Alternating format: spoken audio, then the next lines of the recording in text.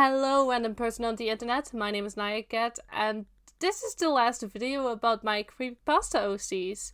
I kinda teased these guys in the end of the last video when I was talking about my Slenderverse OCs, but compared to my other Creepypasta OCs and the Slenderverse, they've been developed much further.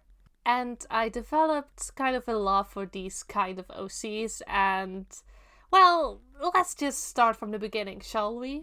Aside from being introduced to Slenderverse OCs, I was also introduced to Zalgoids later on. For those who don't know, Zalgoids were basically the servants of Zalgo, who was like the big bad / demon of the Creepypasta universe. Some were his children, I believe, while others were once humans before turned into a Zalgoid. I don't know exactly why Zalgo did this, I don't know what his motive was, but I figured that since the fandom kinda agreed that Zalgo and Slender were rivals, I think that Zalgoids were created to be the rivals for the Slenderman proxies. All I know is that Zalgoids are very underrated in the fandom in my opinion.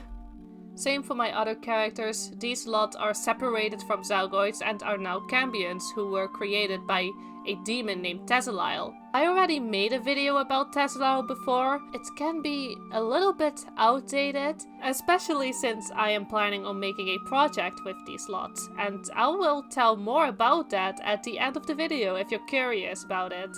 So the first character I'm going to talk about is Lucian Avans. Lucian was the first one I created of these guys, and he has gained the most development over the years. When I first created him, he was kind of a basic evil character. He came from a bad household and was born a Cambion, or well, Zalgoid back in the day, but despite having human parents, so his dad was the, you know, typical abusive parent that you see in the Creepypasta fandom. And his mom was out of the picture. Eventually, Zalgo just kinda picked up Lucian, and Lucian was allowed to work within his higher ranks, and it made him kind of an egocentric asshole. Lucian back in the day thought he was the best of the best, like no other Zalgoid could top him from his place. Like, it was that kind of character, you know? The reason why he was born a Zalgoid, despite having human parents, is something that I never explained. Actually, the only reason was that I didn't want Lucian to be a child of Zalgo, even though I admit Lucian and Zalgo do look alike. Well, back in the day, before Lucian became a Cambion. Did I do this on purpose? Well, of course, but I was like 14 years old and my creativity was at an all-time low. But now that Lucian is a made-up species and not already an established species within a fandom, I could think of a way of why he was still born a demon basically, despite having human parents. The short answer is that there is a curse within the family. One of his ancestors made a deal once with Tazalile and it caused the Cambion gene to skip multiple generations before it landed on Lucian. I can't really go into much detail about it because it's something that I will elaborate more on this project that I mentioned before. However, I can say that this curse is something that came from his father's side of the family. Anyway, since his parents were still human and they were 17 when they had Lucian, they didn't quite know what to do with him. Well, they didn't quite know what to do with his demonic side, I should elaborate. They knew how to kind of raise him, like his dad dropped out of school and immediately started working while his mom was still continuing school and her education because, well, one of them has to make a lot of money eventually. But they were lucky that they could stay with his grandparents from his father's side. And like I said, since they didn't know what to do with Lucian's demonic side, they decided to just homeschool him, and he was either surrounded by his family or Tazalile and the inner circle, which are basically Tazalile's closest rank Cambions, the highest ranks. And it kind of made Lucian be raised in a pretty sheltered place, I guess. He wasn't allowed to go outside or make friends his own age because they didn't know what kind of ability Lucian would have, and I should say that Cambions' abilities is something that Tazzalau can't really choose for them. It always has to do something with the way how a Cambion died, or if they were born a Cambion, it's an ability that their parents has, or a mutation of it, or both the abilities. But since Lucian never really showed a sign that he even had an ability, they weren't even sure if it was dangerous or not. So they figured that they should play it safe and keep Lucian in their eyesight at all times, in case if his ability does decide to kick in. Eventually, Lucian is allowed to go outside because Tazzalau had a job for him, and this job was to help out a girl who just became a Cambion and has no idea how to actually use her powers. And even though Lucian doesn't have an ability, he does know a lot about Cambions due to being raised by, of course, Tazzalau and his upper ranks. So Tazzalau figured, you know what, the upper ranks, the inner circle, don't really want to be bothered with my business anymore, so I'm just going to let Lucian deal with it. And that's also how Lucian eventually makes his first friend, who will also appear in this video, but she is the last one. I feel like I should also talk a little bit about Lucian's design. Lucian is still the same, well, actually not the same, but he has changed over the years, but his basic features like brown hair, pale skin, and the demonic markings have stayed the same. His outfit is based on a high school jock character you would see in those movies. And his demon form is the only demon form that is still the closest to his Zalgoid design. I should mention that Cambion demon forms often represent the ability of the individual in some way, so make out what you will with Lucian's appearance. Next up is Inari Duncan, who was the second Zalgoid I made, and I only made her because I knew that I wanted a girl Zalgoid too, and her personality hasn't changed a whole lot over the years, only a little bit of fine-tuning and balancing, but that's about it. I would say the thing that changed the most about Inari is definitely her appearance. Both her human form and demon form, actually. Her story didn't really change a lot from her Zalgoid counterpart either. I just changed it so it made sense within the universe that I created with Tazzalau and such. So, how did Inari become a Cambion, you might ask? Well, she was simply reborn as one. She died due to an accident that she accidentally caused, and Tazzalau approached her with the deal. The deal that either she passes on or he brings her back, but she becomes half demon, or well, a Cambion. Obviously, Inari chose to agree or accept the deal.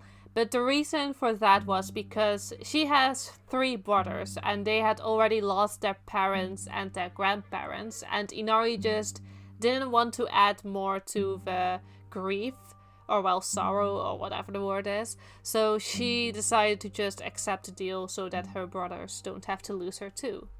Inari's ability is fire manipulation or pyrokinesis.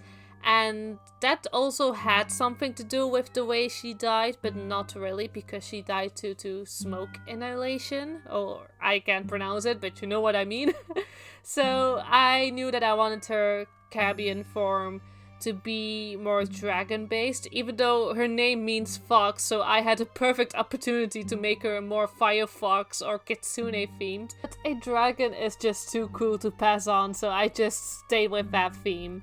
As for her human form, I actually only gave her a change in wardrobe, and like I said, she changed a lot because she used to be a very thin character, but I decided to give her a little bit more meat, so to say, because I think it just makes her look so much cuter than before. I should also note that from these 3 characters, Inari first used to be the youngest, but now she's the oldest.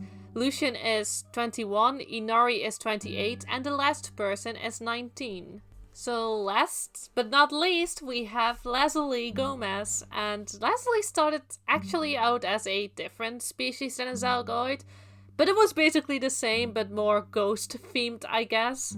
Fun thing about Lailie is that I always wanted her to be a tomboy, but I eventually ended up making her more of a androgynous person, I guess. She is also the girl that I mentioned in Lucian's bit. She just became a Cambion when she and Lucian just met, and Lucian kind of helped her out with her ability in a way. And after that, they became best friends. I am not sure about what I'm going to say now, but when they were Zalgoids, I don't think that I even had them as friends. Actually, none of those three. Well, Lailie used to be dating Inari when she was the same age, but obviously now that's not a possibility. But I don't think I really had the girls interacting with Lucian all that much. Maybe it was because of his personality, I don't know. But during development of the characters, I decided that since Lucian and Lailie are opposites of each other, it would be a pretty interesting... Oh well, it would make for a pretty interesting friendship to write down.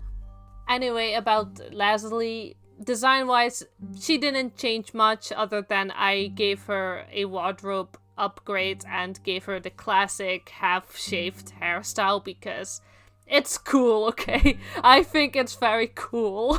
Her color theme, which is blue, also remained the same. Her ability is still the same, which is illusion, or well, the ability to create illusions. As for the way how she became a champion, unlike Inari, Lailie didn't die, but she just willingly made a deal with Tezzalau when she was emotionally at her lowest. I think I mentioned in Tezzalau's video that he often seeks out people who either are dying or are emotionally very vulnerable, so they were more quickly say yes to the deal that he is offering them. Lailie had a very unstable and, I dare to say, abusive relationship with her mother, so Tezzalau approached her while she was still angry and sad with her mother. And obviously when you tell a young kid, like Lailie was 14, that he can help her, if she only accepts this deal, obviously Lailie said yes, and that's how she became a champion. Like I mentioned before, that Lailie has the ability to create illusions, so I upgraded her demon design to be, or well, to have more eyes, because I feel like mostly with illusion type of abilities you think of visual illusions and not auditory illusions. Obviously her color scheme and her demon form is a lot based on the stone that she is named after, which is a lapis lazuli, and that's why very blue, very golden. And I think, well, maybe I'm biased because blue is my favorite color. I think Lailie is my personal favorite to draw out of these three in demon form. But again, I'm probably biased because she has my favorite color scheme. Other than that, I don't think there is much more add to Lailie. I mean, she was the latest Zalgoid that I added within the Creepypasta fandom before moving on to my own projects. So I never really got to develop her further as in the context of her being a Zalgoid. Anyway, that's all three of them, and now to tell you about that little project I've been working on. I am using these characters in a comic which I will call Demonverse. Because, you know, it's a universe in which demons exist within the human realm and in which humans can become demons if they agree to a deal with Tezzalau.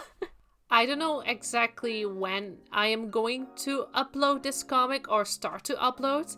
All I know so far is that it's going to be on Webtoon, and as soon as I have enough pages finished, I'll probably make a video about it and tell you guys when exactly it comes out if you're interested. Anyway, I am so grateful that I found out about Zalgoid characters because they ignited my love for demon characters. I love demon characters so much. I have maybe a bit too many, but I love each and every one of them. If you made it this far in the video, thank you so much for watching, and I hope to see you next time.